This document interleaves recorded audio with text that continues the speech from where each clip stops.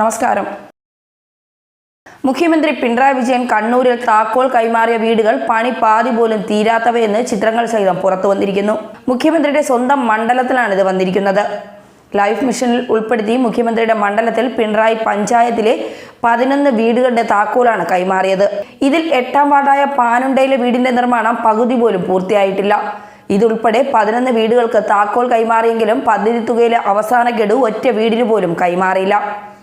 ഇടതുമുന്നണി സംഘടിപ്പിച്ച രാഷ്ട്രീയ പരിപാടിയിൽ സർക്കാർ പദ്ധതിയിലെ വീടുകളുടെ താക്കോൽ കൈമാറിയത് വിവാദമായിരുന്നു. പണി പൂർത്തിയാകാത്തതിനാൽ ഉമ്മൻചിറയിലെ ഒരു വീടിന്റെ താക്കോൽ നൽകിയിട്ടുമില്ല.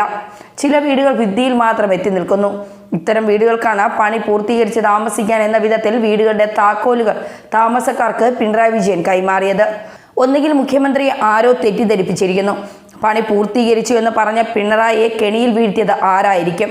ഇനി അല്ലെങ്കിൽ താക്കോൽ നേരത്തെ കൊടുത്തേക്കാമെന്നും വീട് പിന്നാലെ പണിതാൽ മതിയെന്നും മുഖ്യമന്ത്രി ധരിച്ചിട്ടുണ്ടാകാം.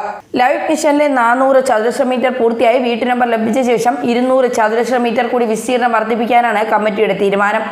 അതിനിടയിൽ വീടിന്റെ താക്കോൽ കൈമാറുന്ന വിവരം ലൈഫ് മിഷൻ കമ്മിറ്റി പോലും അറിഞ്ഞില്ല. അതേസമയം മുഖ്യമന്ത്രിയെ എപ്പോഴും ലഭിക്കില്ല എന്നും അതിനാൽ അത്തരം ഒരു അവസരം ലഭിച്ചപ്പോൾ താക്കോൽ കൊടുത്ത് ചടങ്ങ് നടത്തുകയായിരുന്നു എന്നും പഞ്ചായത്ത് പ്രസിഡന്റ് PK ഗീതമ്മ പറഞ്ഞു. ഇനി വീട് പണി കഴിയുമ്പോൾ ഈ താക്കോൽ തന്നെ ആയിരിക്കുമോ എന്നും യാതൊരു ഉറപ്പുമില്ല. ന്യൂസ് ഡെസ്ക് കർമ്മ ന്യൂസ്.